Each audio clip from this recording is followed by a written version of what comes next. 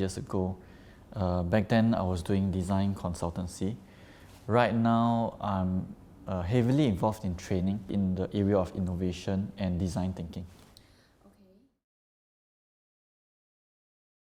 I realized that actually banks and in the financial industry in general, right, requires a lot of design thinking knowledge, which I kind of step in to provide in that sense.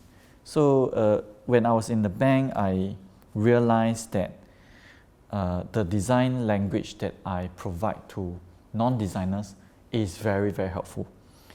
And based on that, I realized that actually it makes sense for me to teach the professionals that's out there in the business world on the values of design and design thinking.